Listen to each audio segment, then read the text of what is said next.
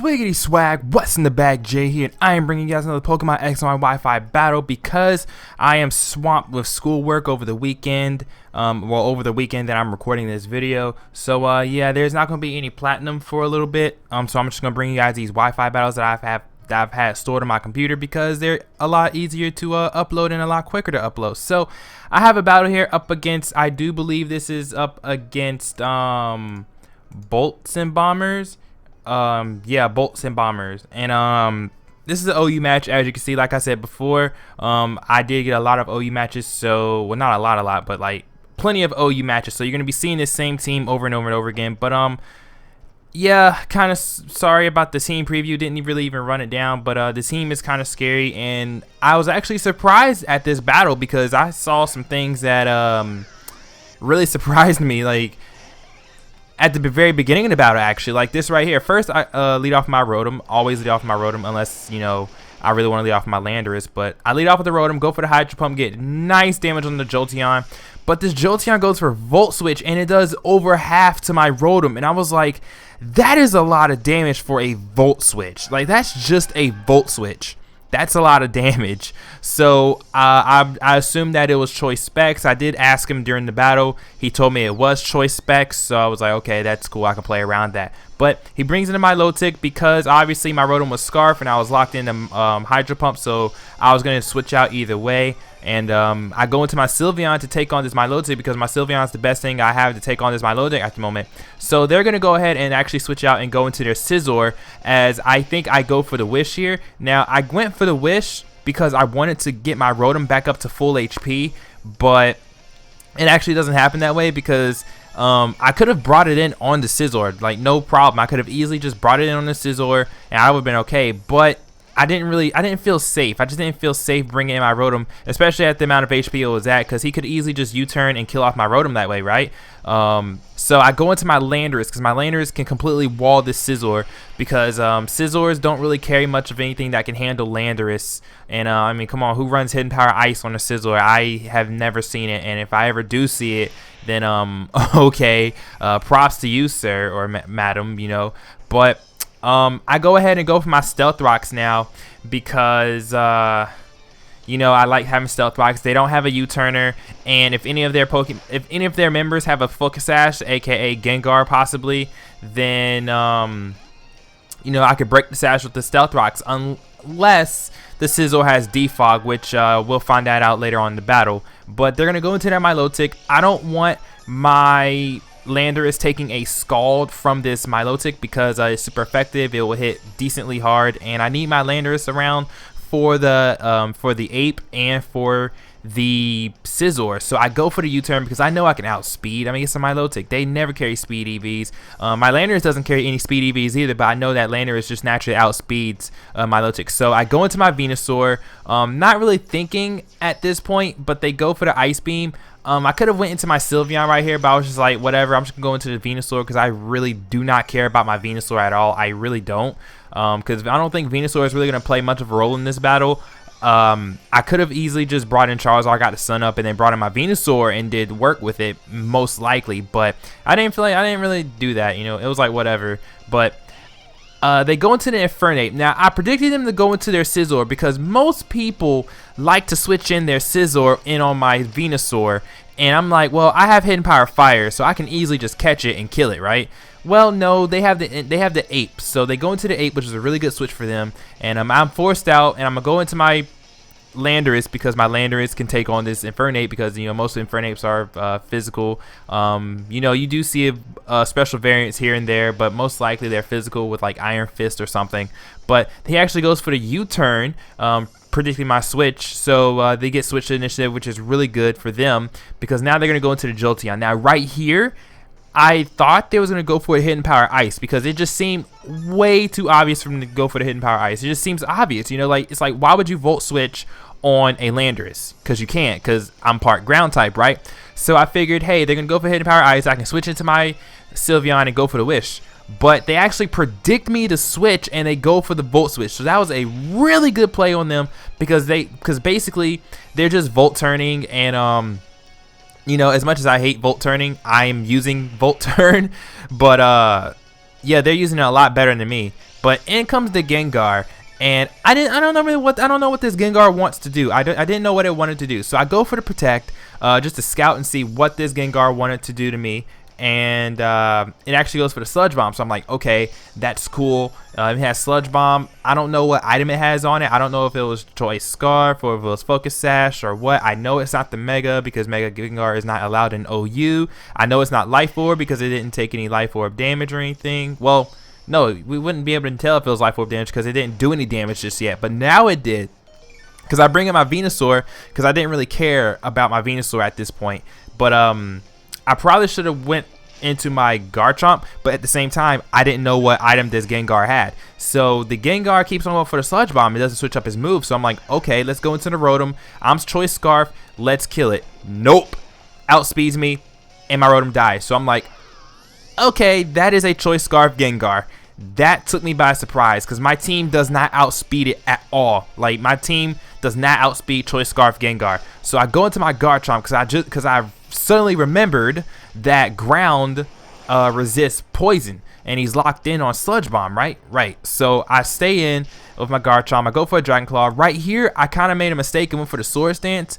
I should have went for the Swords Dance first, then went for the Dragon Claw, because then I would have had more HP, and I wouldn't be at such a low amount of HP right here. So I played around this Gengar all wrong. I'm so upset that I played around that Gengar the way I did, because now my Garchomp is only at like less than what, 25% of his HP, I think, and the Fernape can come in and easily Mach Punch me and take me out, which that's what it does. I didn't want anything on my team taking a hit. I could have just switched out my Garchomp and switched into my my Landorus, but I didn't really think my the Garchomp was going to be useful to me in this battle or for the rest of the battle.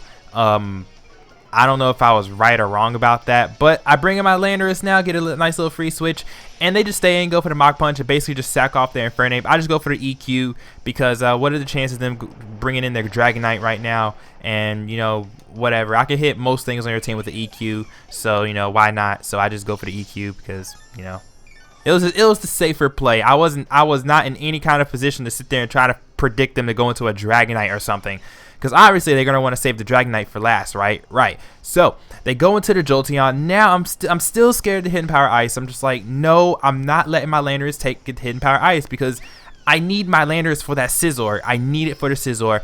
All I have left right now is my Core and Charizard. That's all I have left on my team. So I have to play this. I don't know if I'm not smart, but I have to play this strategically because I still want to win. You know, I'm not gonna give up just yet, right? So they go into the Scizor, and I'm like, okay, this Scizor is really annoying because it keeps coming in on my Sylveon, and I don't like that because my Sylveon cannot touch this Scizor at all. Like, it's I'm just saying, I can't do it. So I go back into my Landorus, and I'm not sure what they actually go for right here. Do they go for the Defog? So right here is where they reveal to me that they're Defog. So I know this Scizor's moveset now. Now I know that it's U-turn, Bullet Punch, Defog, and Roost.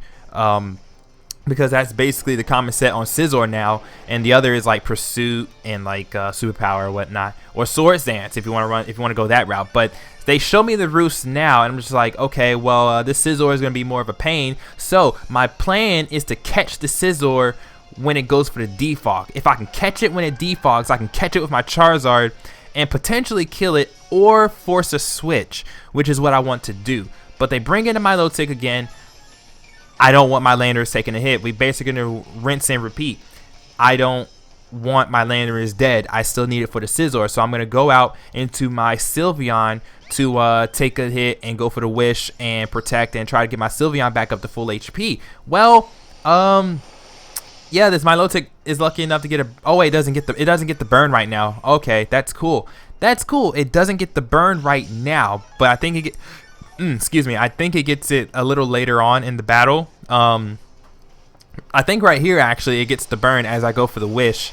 So yep, there's the burn. So I go for the Wish as I get the burn. I do carry Heal Belt on this Sylveon, but I didn't really want to waste any kind of time going for the Heal Bell because that's a turn wasted, and I just didn't really need to, I didn't think I needed to go for the Heal Bell to get rid of the burn on my Sylveon, because all I need Sylveon for this Milotic and for the Dragonite.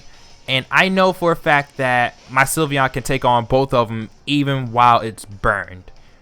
That's what I'm saying. So, in comes the Scizor, and you know, I'm like, okay, well, I know you're gonna go for the Defog, or I know you're gonna go for the Defog. Either gonna go for Defog, U-turn, or Bullet Punch. I'm not gonna switch into my Landorus this time. I'm gonna switch into my Charizard, because this is gonna be a free switch either way, right? Right. I keep on saying right, but yeah.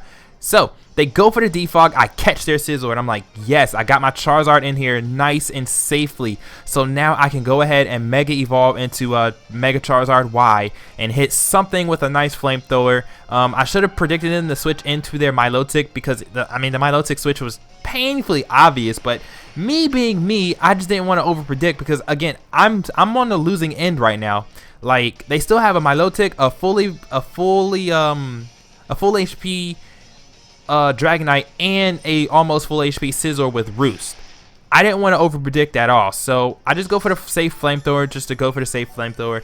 And now I go for the Solar Beam to you know, attempt to kill this this Milotic, but it actually doesn't work, because what happens is, first of all, the Milotic lives, and then second of all, it goes for the Mirror Coat, and I'm sitting here like,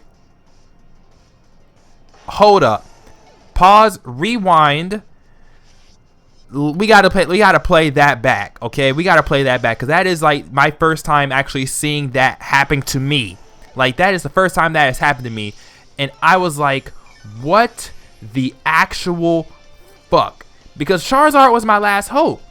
Charizard was legitimately my last hope, and because Charizard died, I didn't know what to do. So I bring in my Landorus, basically just like, okay, whatever, I'm just going to U-turn. It'll kill the Milotic. It'll kill the Jolteon if it want to switch in. I don't know what to do. So I just go for the U-turn. I catch the Jolteon and I kill it, which is like, okay, that's cool. Great. Fine. That's nice. That's awesome. Great. Thank you. So that's another Pokemon down. So now I just go into my Sylveon, because all I have left is my core. Like, my defensive core. That is all I have left. Left. Oh my gosh, I'm sitting here trying to read something, and like, you know, words are just kind of getting spewed out. I don't know what's happening right now. But in comes the Dragonite. They go for the Dragon Dance. I think I go for the Wish right here. Do I go for the Wish right here?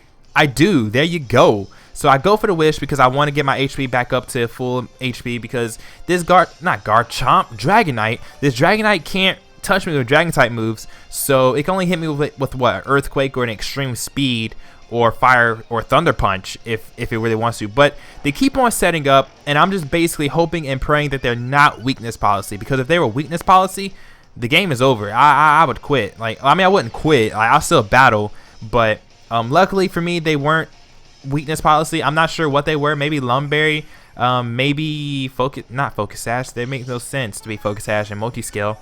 Maybe Lumberry. I don't know. I have no clue what they were, but my Sylveon is basically back up to full HP. Well, not really, because of the burn, but they're gonna go for the Earthquake, and thank goodness that Sylveon can take a +2 Earthquake from Dragonite and be able to fire back with a nice super effective Hyper Voice because of Pixelate, and the Dragonite is dead. So all they have left now is the Milotic and the Scizor, and at this point, the Milotic is at an amount of HP where I don't care about. I can take it out with my Landorus. So I leave my Sylveon in here to die, because, well, first of all, I don't want to switch my Landorus in on a Scald, and then second, you know, I don't need my Sylveon anymore, because my Landorus can now come in and go for the EQ and basically take out this Milotic, and then all they have left is the Scizor.